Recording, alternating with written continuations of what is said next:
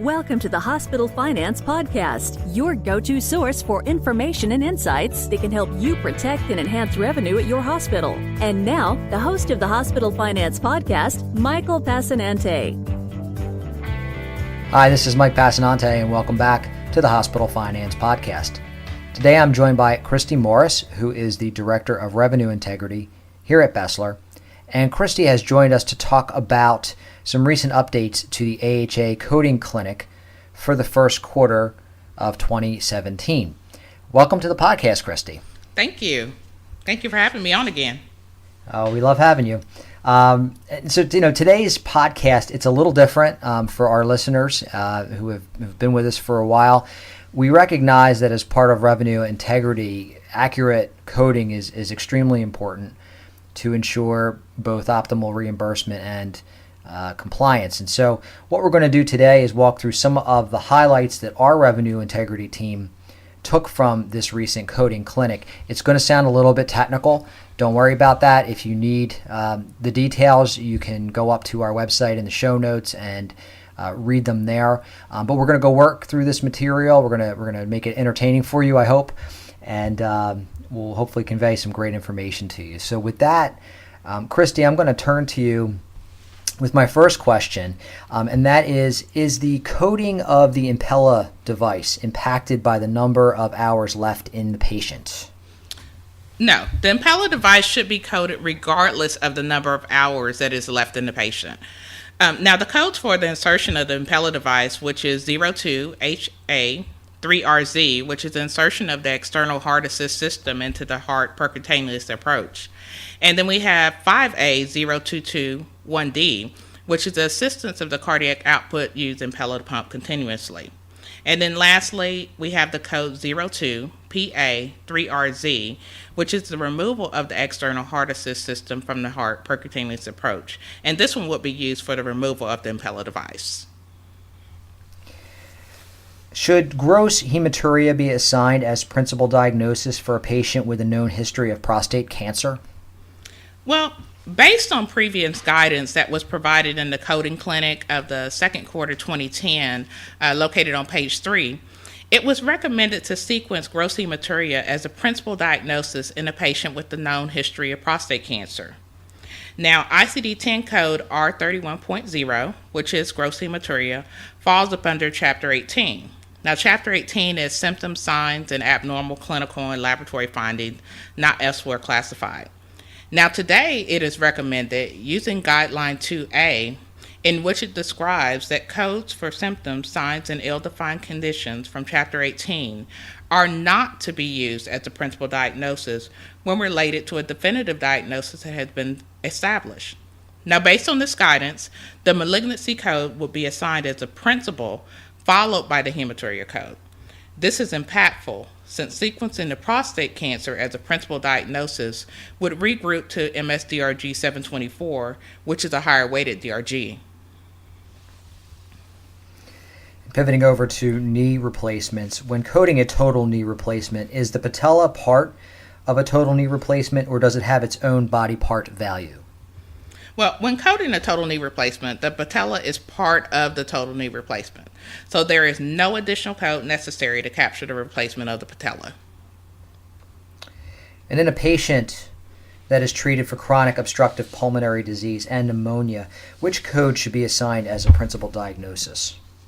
Well, in third quarter 2016, we received guidance recommending the sequence J44.0, which is chronic obstructive pulmonary disease with acute lower respiratory infection, as the principal diagnosis, followed by a code J18.9, which is pneumonia, unspecified organism. Now, that was based on the instructional note, using additional code to identify the infection. Now, under code J44.0, which is a chronic obstructive pulmonary disease with acute lower respiratory infection. However, the instructional note at code J44.0, which, as I mentioned before, is a chronic obstructive pulmonary disease with acute lower respiratory infection, would not apply to aspiration pneumonia and or mechanical ventilator-associated pneumonia. Aspiration pneumonia is considered an inflammation of the lungs, which is caused by the inhalation of solid or a liquid matter rather than by an infection. Now, in the case of the mechanical ventilator-associated pneumonia, the ICD-10 code for ventilator-associated pneumonia does not fall in the respiratory infection codes. Code J95.85, ventilator-associated pneumonia, is under the section titled Inoperative and Post-Procedural Complications and Disorders of the Respiratory System, not elsewhere classified. Consequently, the sequencing of both conditions would depend on the circumstances of the admission and not the instructional note. When a patient with asthma and chronic obstructive pulmonary disease is admitted for chronic obstructive pulmonary disease exacerbation, is the asthma automatically exacerbated? No. Asthma is not automatically assumed as exacerbated. A query would be needed to clarify if the asthma is exacerbated. This is important since as the asthma is exacerbated is a CC, which is a complication of comorbidity, and it could impact the MSDRG. Are many thoracotomies considered open or percutaneous? Many thoracotomies is minimally invasive. However, it is still considered an open approach. Okay. And how should we code body mass index, or BMI, falling between 19.1 through 19.9? Okay, that's a good question. Coders have struggled with this for a while. Now, since code Z68.1 is for a body mass index of 19 or less, and the next code, Z68.2, is for body mass index of 20 through 29, coders were unsure as to which code to report in cases where the body mass index fell between 19.1 through 19.9.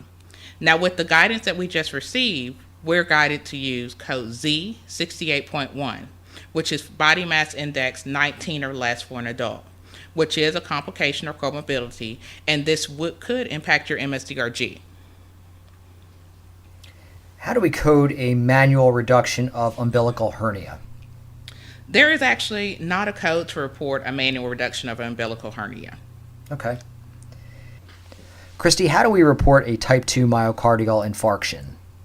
According to the American Hospital Association, a type 2 myocardial infarction is marked by non-ST elevation and occurs secondary to cardiac stress due to causes such as ischemia resulting from a supply and demand mismatch without atherosclerotic plaque rupture, but with myocardial necrosis. Now, code I-21.4 would be assigned as a T2MI. Kristi, do you have any final thoughts for our audience? Yes. Staying informed on coding clinic updates can have a substantial impact on your provider's coding accuracy. Now, ensuring that all procedures and conditions are captured appropriately would not only increase accuracy, but also ensure revenue integrity. Every quarter, there's changes and or clarifications that are released.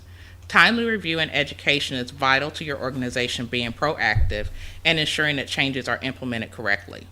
Kristi, thanks for that, and thanks for all of that great information today. For additional resources, you can visit BESLER.com/RI.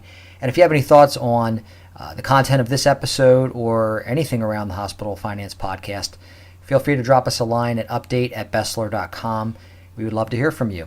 Kristi, thanks so much again. Thank you. I appreciate it. I always enjoy being on. If you enjoy the Hospital Finance Podcast, please head up to iTunes to subscribe and leave us a positive review. This concludes today's episode of the Hospital Finance Podcast. For show notes and additional resources to help you protect and enhance revenue at your hospital, visit BESLER.com/podcasts. The Hospital Finance Podcast is a production of BESLER Consulting.